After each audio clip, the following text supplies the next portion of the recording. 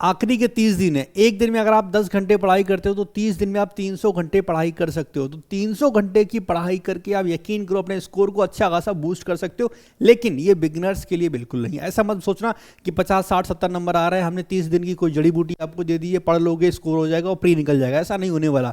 अगर पहले मेहनत की होगी सिर्फ और सिर्फ तभी आपको फायदा होने वाला है। इस वीडियो में बात करेंगे कि सीजीएल के आखिरी के 30 दिन में आपकी स्टडी प्लान किस हिसाब से होना चाहिए। सबकी चीजें अलग अलग होंगी तो हम इस हिसाब से आपको बताएंगे ताकि सबको फायदा हो। बाकी क्या चीजें नहीं करनी वो हम शुरू में ही बता दे रहे हैं कि आखिरी के 30 दिन में कुछ भी नया ट्राई करने की जरूरत नहीं है, कुछ भी नया पढ़ने की जरूरत नहीं है। ये चीज ऑलरेडी आपको पता होगी, जिसे नहीं पता जान लो। जो पढ़ा हुआ है सिर्फ वही आपको आगे पढ़ना है। चलो शुरुआत करते हैं पहले पॉइंट से। सबसे पहली चीज minimum 30 mock test, new plus previous year के PYQ। देखो भाई 30 दिन है तो कम से कम 30 मॉक टेस्ट तो लगाने ही लगाने हैं। आप चाहो तो 30 की जगह 40 भी लगा सकते हो, 50 भी लगा सकते हो, 60 भी लगा सकते हो, लेकिन कम से कम 30 तो लगाना ही है। मतलब कहने का ये हुआ कि कम से कम हर दिन आपको एक मॉक टेस्ट लगाना है। और न्यू प्लस प्रीवियस ईयर का मतलब ये हुआ कि 15 मॉक टेस्ट आपको नए लगाने हैं और 15 मॉक टेस्ट आपको प्रीवियस ईयर के लगाने हैं। दोनों को मिक्स करके लगाओगे तभी आपकी तैयारी थोड़ा अच्छे तरीके से हो पाएगी। बच्चे कंफ्यूज होते हैं कि नए मॉक टेस्ट लगाएं कि प्रीवियस से लगाएं, तो दोनों को मिक्स लगाओगे। कहाँ से लगाओगे तो ये बताने की जरूरत नहीं है भाई। आंख बंद करके आपके पास ये, अगर किसी के पास टेक्स्ट बुक का पास है तो वहां से लगाओ, नहीं है तो ये पास परचेस कर लेना। अच्छा, एक नई चीज चली है इस बार कि इस बार का जो पेपर होगा वो AI के द्वारा बनाया जाएगा, ठीक है, ताकि लीक्स ना हो, बाकी सारी चीजें ना हो। इसी वजह से AI को इंट्रोड्यूस किया गया, ठीक है। तो टेक्स्ट बुक ने एक अच्छा काम ये किया कि अपने जो मॉक टेस्ट है उसमें उन्होंने AI को ऐड कर दिया। मतलब अब आप जब मॉक लगाओगे, टेक्स्ट बुक आप पास परचेस कर लोगे, तो यहाँ पे आपको कुछ ये अलग से AI वाले मॉक टेस्ट दिखाई पड़ जाएंगे। तो ये मॉक टेस्ट भी आपको अटेम्प्ट करने हैं। तो जिनके पास टेक्स्ट बुक है बहुत अच्छी बात है, नहीं है परचेस कर लेना। बाकी कौन सा परचेस करोगे तो टेक्स्ट बुक का एक पास प्रो आता है, एक पास प्रो मैक्स आता है। जनरली लोग पास प्रो ही परचेस करते हैं, ठीक है। मेरा कूपन कोड KV10 यूज कर दोगे तो 12% का डिस्काउंट मिल जाएगा, यानी कि 571 में आपको पास प्रो मिल जाएगा। किसी भी एग्जाम की तैयारी कर रहे हो बिना मॉक टेस्ट के पॉसिबल ही नहीं है, ये बात ध्यान रखना। पास प्रो परचेस करोगे तो आपको नए प्रीवियस ईयर AI जितने तरीके के मॉक टेस्ट हैं सब मिल जाएंगे, सिर्फ SSC के नहीं अदर एग्जाम के भी। तो एक बार पास परचेस करोगे काम आपका चल जाएगा पूरा 1 साल तक, ठीक है। इसका लिंक नीचे डिस्क्रिप्शन में मिल जाएगा। तो पहला पॉइंट तो ये हो गया, कम से कम 30 मॉक टेस्ट लगाने, 15 नए, 15 प्रीवियस ईयर के। 30 की जगह आप 40 लगा लो, 45 लगा लो, 50 60 जितने चाहो उतने लगा लो, मिनिमम 30 लगाने। लेकिन सिर्फ मॉक टेस्ट लगाने से बात नहीं बनती बच्चा। हमारे पास जो सबसे इंपॉर्टेंट चीज़ है वो है मॉक टेस्ट एनालिसिस। आपकी खुद की एक मॉक की कॉपी होनी चाहिए। एनालिसिस कैसे किया जाता है? एनालिसिस का मतलब ये कभी नहीं होता कि आप बस ये चेक कर रहे हो कितने सवाल सही हो गए, कितने गलत हो गए, जो गलत हो गए उन्हें आपने चेक कर लिया ना आगे बढ़ गए। ये बिल्कुल भी नहीं होता। बहुत डिटेल में आपको एनालिसिस करना चाहिए, सिर्फ तभी और तभी स्कोर बढ़ता है। जो लोग बोलते हैं ना कि मेरा स्कोर भैया 100 नंबर आ रहा है, हमें 120 130 150 तक ले जाना है, हम क्या करें? बट अब मॉक टेस्ट एनालिसिस जब तक ये नहीं करोगे तब तक आपका स्कोर बढ़ने का नाम नहीं लेगा। अब एनालिसिस के ऊपर ऑलरेडी हमने एक वीडियो बनाया हुआ है, पहले काफ़ी बनाया था, और मेरी कोशिश है कि इसके बाद वाला जो वीडियो होगा वो मॉक टेस्ट एनालिसिस के ऊपर ही बनाया, क्योंकि वो वीडियो थोड़ा पुराना हो गया है, ताकि डिटेल में आपको समझा सकें कि मॉक कॉपी किस हिसाब से बनाई जाती है और मॉक टेस्ट का एनालिसिस भी किस हिसाब से आपको करना चाहिए। बाकी जिन्हें पता है बहुत अच्छी बात है। एनालिसिस इस हिसाब से होना चाहिए कि आपको सब कुछ पता चल जाए। इसमें अच्छा खासा टाइम लगता है, मतलब अगर 1 घंटा आपको मॉक टेस्ट देने में लग रहा है तो 1 घंटा ही आपकी ये एनालिसिस में भी लगेगा, ध्यान रखना। चलो आगे बढ़ते हैं अगले पॉइंट की तरफ।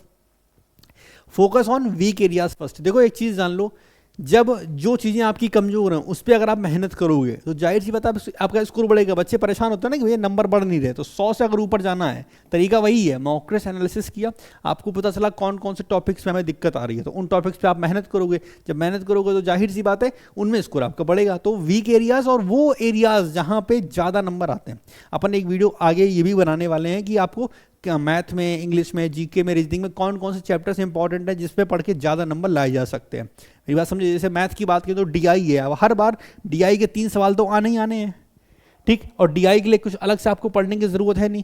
जाहिर सी बात है DI का मतलब है 6 नंबर आपके पक्के हैं, अगर आपने थोड़ी सी कैलकुलेशन पे काम कर रखा है, बेसिक चीज़ें आपको पता है। तो ये चीज़ है कि आपको पता होना चाहिए कि मैथ में कौन से एरियाज में ज़्यादा नंबर आते हैं, जीके में क्या पढ़ ले तो ज़्यादा नंबर आ जाएंगे, इंग्लिश में क्या करना चाहिए, रीजनिंग में क्या करना चाहिए। तो हम ये इंपॉर्टेंट टॉपिक्स के ऊपर भी वीडियो बनाने वाले हैं, ठीक है। लेकिन पहले वो मॉक टेस्ट एनालिसिस का वीडियो आएगा, फिर आएगा वो एनालिसिस वाले का, सॉरी ये इंपॉर्टेंट टॉपिक्स के ऊपर, ठीक है। तो जो आपके वीक एरियाज हो या जिनमें नंबर ज़्यादा आते हैं लोगों के, ठीक है, उन पे आपको मेहनत करनी है। ठीक, तो इस चीज़ का भी आपको ध्यान रखना है कि जो जो वीक हो, क्योंकि ये अब हम बोल दें आप परसेंटेज पढ़ लो तो कोई मतलब नहीं है। जो आपके वीक एरियाज हैं आपके अपने हिसाब से मॉक टेस्ट कॉपी में आप नोट करोगे कि यहाँ यहाँ दिक्कत आ रही है, उसके अकॉर्डिंग आप पढ़ना शुरू करोगे। अब इसके बाद दो चीज़ें बचती हैं, एक है डेली रिवीजन और एक है डेली प्रैक्टिस। इनकी बात कर लेते हैं। सबसे पहले बात करते हैं डेली रिवीजन की, किन किन चीज़ों का आपको डेली रिवीजन करना चाहिए। जैसे सबसे पहले बात करें मैथ के formulas, geometry, trigonometry, 2D 3D। एक सेकेंड, फोन कर रहा कोई।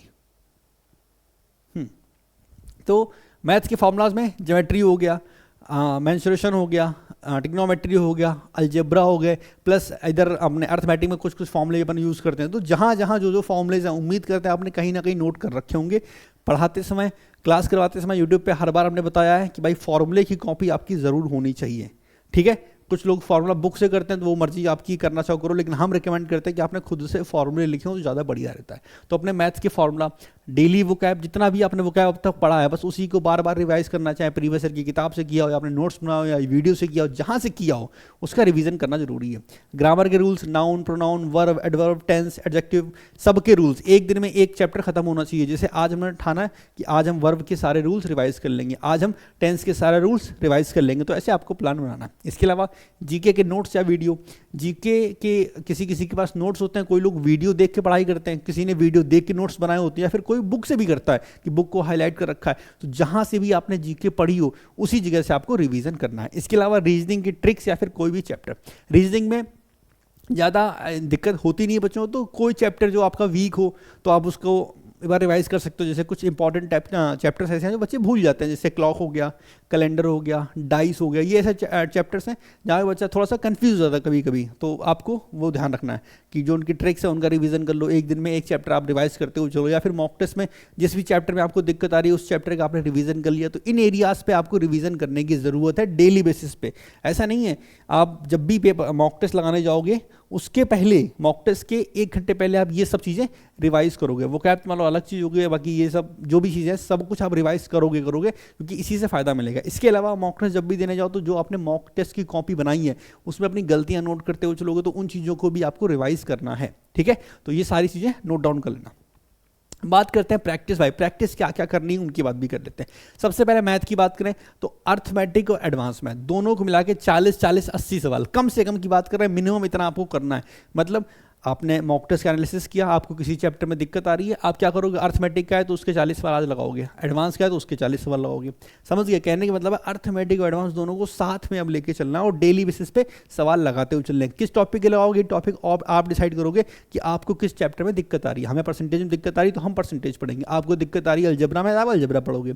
ठीक है, किसी को टाइम स्पीड एंड डिस्टेंस में दिक्कत आ रही है वो पढ़ेगा। तो लेकिन कम से कम 80 सवाल डेली लगाने ही लगाने हैं। अगर आपको किसी भी टॉपिक में दिक्कत नहीं आ रही तो फिर आप रैंडम कहीं से भी शुरू हो जाओ, लगाना शुरू कर दो। ठीक है, अच्छा एक चीज़ और आएगी कि बहुत बार ऐसा होता है कि बुक में बहुत सारे सवाल दे रखे हैं पर इतने लिमिटेड सवाल में लगाने हैं, तो हम क्या करें, जैसे मान लो ज्योमेट्री में अच्छे खासे सवाल हैं, हम 40 सवाल लगाएंगे तो बहुत टाइम लग जाएगा ज्योमेट्री खत्म होने में। तो जब भी आपने किताब से पढ़ा होगा या किसी टीचर की शीट से पढ़ा होगा या कहीं से भी पढ़ा होगा, तो आपने नोटिस किया कुछ सवाल ऐसे होते हैं ना जो हम लोग टिक कर लेते हैं, मार्क कर लेते हैं पहले कि ये सवाल थोड़ा मजेदार था, आसान वाले तो स्किप कर देते हैं, लेकिन जो लगता है कि यार नहीं ये सवाल दमदार था उसमें टिक कर लेते हैं ताकि अगली बार फिर से इस सवाल को लगाना है। तो ये जो 40 सवाल हमने लिखे ना, इसका मतलब ये हुआ कि हमें वो वाले सवाल लगाने हैं यहाँ पे जो स्पेशल थे, जिनमें हमने टिक कर रखा होगा, स्टार मार्क कर रखा होगा या कुछ भी स्पेशल हिंट दे रखी हो कि ये सवाल में दोबारा लगाना है। तो उसी टाइप के सारे सवाल आपको लगाने हैं। 40 से आप 50 कर सकते हो, 50 से 60 कर सकते हो, वो आपके ऊपर है, लेकिन मिनिमम इतना करना ही करना है। मैथ्स में इतना ही काफ़ी है क्योंकि रिवीजन हमने फॉर्मूला का कर लिया, प्रैक्टिस हमारी यहाँ से हो ही जाएगी, बाकी जो चीज़ें बचेंगी वो मॉक टेस्ट में कवर हो जाएंगी। डन। इंग्लिश की बात करते हैं। इंग्लिश में जरूरी है सबसे पहले ये कॉम्प्रिहेंशन का सेक्शन, एक क्लोज टेस्ट 10 सवाल का, एक पैसेज 10 सवाल का और 10 क्वेश्चन पैरा जंबल की। ये तीनों चीज़ें आपने डेली बेसिस पे प्रैक्टिस करनी है। हमें पता है आपके मॉक टेस्ट में आ रही हैं, फिर भी आपको ये तीनों चीज़ें डेली बेसिस पे प्रैक्टिस करनी ही करनी है क्योंकि इसका वेटेज ज़्यादा है। इसी तरह 50 क्वेश्चन डेली बेसिस पे आप मिसलिनियस प्रैक्टिस करोगे। कहाँ से, किसी भी पुरानी बुक से, प्रीवियस ईयर की, फिल इन द ब्लैंक्स हो गए, एरर हो गया, सेंटेंस इंप्रूवमेंट हो गया। तो ये सारी चीज़ें आप डेली 50 सवाल लगाओगे और ये सिर्फ इसीलिए लगाओगे ताकि आपकी प्रैक्टिस अच्छे से होती रहे। ठीक है, आज थोड़ा कैमरे की सेटिंग में गड़बड़ है तो अगर लाइट थोड़ी सी कम ज़्यादा हो तो थोड़ा सा एडजस्ट कर लेना। इसके बाद बात करते हैं जीके की। जीके में डेली बेसिस पे, अब रिवीजन के टाइम पे आपने जो नोट्स बनाए थे उन्हें आप पढ़ोगे, लेकिन प्रैक्टिस के टाइम पे आप क्या करोगे, हर चैप्टर से 100 कम से कम डेली बेसिस पे करते हुए चलना है, 100 सवाल। ठीक, किरण की किताब से कर लो या पिनैकल से कर लो या कहीं से भी आपने जहां से पहले कर रखा हो उसी किताब से करना, कोई नई किताब लेने की जरूरत नहीं है। 100 क्वेश्चन आपको करने पीवाईक्यू के। एग्जांपल के लिए मान लो हम लेते हैं फिजिक्स में पिनैकल में मेरे हिसाब से 300 के आसपास सवाल हैं, तो आप क्या करोगे, 3 दिन में खत्म कर दोगे सवाल लगा के। सवाल मतलब क्वेश्चन जो दे रखे हैं, ठीक है। तो आप एक चैप्टर वाइज करते हुए चलोगे कि फिजिक्स किया, फिर केमिस्ट्री किया, फिर बायो किया, ऐसे करके एक तरफ से आप सीक्वेंस बना के चलोगे, ठीक है। इसमें मिसलिनियस करने की जरूरत नहीं है। एंड लास्ट में आता है हमारा करंट अफेयर्स, ठीक है। अच्छा, ये जो चैप्टर वाइज आप करोगे, इसी में जो हमने बताया, इसी में स्टैटिक जीके भी आएगा, ठीक है। स्टैटिक जीके आप चाहो तो किसी टीचर की 1 शॉट वीडियो भी देख सकते हो, या फिर प्रीवियस ईयर की बुक से भी कर सकते हो, या फिर जहां से आपने किया वहां से करो। कहने का मतलब है जो आप पढ़ चुके हो बस वही उसी चीज़ को आपको दोबारा पढ़ना, कुछ भी नया करने की जरूरत नहीं है, ठीक। रीजनिंग के लिए कुछ भी अलग से प्रैक्टिस करने की जरूरत नहीं है। मॉक टेस्ट लगाओगे वहां पे कहीं ना कहीं एक हो ही जाएगा आपका। एक मतलब रीजनिंग लगाओगे तो एक सेट यानी कि 25 सवाल तो रीजनिंग के सॉल्व भी हो जाएंगे। इसके अलावा रिवीजन के टाइम पे आपको एक नया एक चैप्टर आधा घंटा डेली दे ही रहे हो, ठीक है। तो इतना सफिशिएंट है। ये होगी प्रैक्टिस की बात। इसके अलावा एक बहुत इंपॉर्टेंट चीज़ जो छूट जाती है वो है डेली क्विज और कैलकुलेशन। सबसे पहले कैलकुलेशन की बात करते हैं। डेली आपने इसमें 15 से 20 मिनट देना है डेली।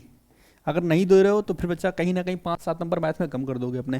तो डेली कैलकुलेशन में 15 से 20 मिनट देना है। बहुत बार बता रखा है, एप्लीकेशन का नाम है मैथ्स वर्कआउट, वहाँ से आप थोड़ा अपनी कैलकुलेशन को इंप्रूव कर सकते हो, प्रैक्टिस कर सकते हो। 15-20 मिनट चलते फिरते देने। सबसे इंपॉर्टेंट चीज़ है ये हमारा डेली क्विज। ये इंपॉर्टेंट इसलिए जाता है कि जो चीज़ें ऑलरेडी हम पढ़ चुके हैं उन्हीं का हमें क्विज देना है, ठीक है। इसमें क्विज किसके किसके दे सकते हो आप वोकैब के दे सकते हो इंग्लिश में, ठीक है। आप ग्रामर में एरर के दे सकते हो, ठीक है। आप फिल इन द ब्लैंक्स के वो दे सकते हो। इसके अलावा आप जीके के क्वेश्चन को पढ़ सकते हो। कहने का मतलब है जो चीज़ें आप ओरली कर सकते हो। मैथ्स को चाहो तो स्किप कर दो, क्विज में कोई दिक्कत नहीं, क्योंकि मैथ्स के सवाल तो आप ऑलरेडी लगा ही चुके हो। रीजनिंग भी आसान होती है, उसे भी स्किप कर सकते हो। लेकिन इंग्लिश और जीके इन दोनों में आपने जान लगा देनी है क्विज में। मतलब ये फ्री टाइम में आप बैठे हो घर के बाहर, चाय पी रहे हो बैठ के, चाय पीते पीते आपने 10 सेंटेंस एरर के सॉल्व कर लिए, आपने fill in the blanks 5 solve कर लिए, बैठे बैठे आपने स्टैटिक जीके में कोई डांस था, डांस के 10 क्वेश्चन पढ़ लिए, ठीक। तो ऐसे रैंडम फ्री टाइम में जितना हो सके उतना डेली क्विज सॉल्व करो। इसका टारगेट जो आपका है एक दिन का, कम से कम वो 100 सवाल है, 100 क्वेश्चन, जिसमें 50 सवाल आपके इंग्लिश के होंगे, 50 जीके के होंगे। लेकिन वही बात है ना, ये फ्री टाइम की चीज़ें हैं, इसमें कोई लिमिट नहीं है, बाउंडेशन नहीं कि नहीं इतने ही आपको करने, आप ज़्यादा भी कर सकते हो, कोई लिमिट नहीं है कि 50 ही करने हैं। अब तैयारी आखिरी के 30 दिन में ऐसी नहीं होती है कि मैं 10 घंटे पढ़ना है कि मैं 12 घंटे पढ़ना है। जितनी तुम्हारे अंदर क्षमता हो, जितनी तुम्हारे अंदर ताकत हो, सारी झोंक दो कि मेरा प्री निकले, फिर हम मेंस के लिए आगे सोचेंगे, समझ गए। तो जितनी ताकत हो उस ताकत का इस्तेमाल करके आप प्री के लिए पढ़ाई करो, कुछ और करने की आपको ज़रूरत नहीं है, ठीक है। चलो इतना सब हो गया और यही आपने करना है। इससे करने में किसी किसी को लगभग जो जितना भी मैंने टाइम टेबल बताया आपको, किसी किसी को 10 घंटे लगेंगे, किसी को 12 भी लग सकते हैं। लेकिन यकीन मानो जितना बताया अगर डेली बेसिस पे इतना करते हुए चलोगे तो हम आपको गारंटी देते हैं कि आपका स्कोर बूस्ट ज़रूर करेगा, बहुत आराम से करेगा। क्योंकि देखो है क्या, हमने हर चीज़ को कवर कर रखा है इसमें। मॉक टेस्ट, बिना मॉक टेस्ट के स्कोर इंक्रीज नहीं होता, नंबर 1। मॉक टेस्ट एनालिसिस ये बहुत ज़रूरी है, करते ही करते हैं।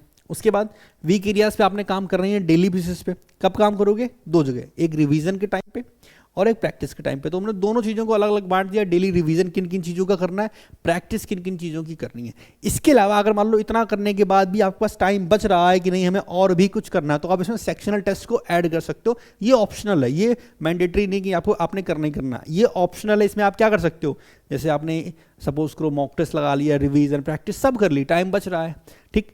तो जो भी आपका वीक सब्जेक्ट है उसका सेक्शनल टेस्ट लगा लो। जैसे मान लो मैथ में आपके 50 में 35 नंबर या 40 नंबर आ रहे हैं, आपको लगता है मैथ में और प्रैक्टिस करने की ज़रूरत है, पूरा मॉक टेस्ट लगाने का टाइम नहीं है, आपने क्या किया, 25 सवाल, सिर्फ 25 सवाल, 25 सवाल आपने मैथ्स के लगा लिए, सिंपल। तो इस तरह आप सेक्शनल टेस्ट की मदद से अपनी तैयारी को बूस्ट कर सकते हो। ये ऑप्शनल है, मैंडेटरी नहीं है। बाकी इस वीडियो में इतना ही। नेक्स्ट वीडियो आएगी मॉक टेस्ट एनालिसिस के ऊपर और इसके बाद हम वीडियो आपको देंगे इंपॉर्टेंट टॉपिक्स के ऊपर। इस वीडियो में इतना ही। वीडियो अच्छी लगी हो तो वीडियो को लाइक करना, अगर आप चैनल पर नए हो तो चैनल को सब्सक्राइब भी करना। हम मिलेंगे नेक्स्ट वीडियो में, तब तक के लिए टेक केयर, बाय बाय, मजा करो, ऐश करो, खुश रहो, खुश।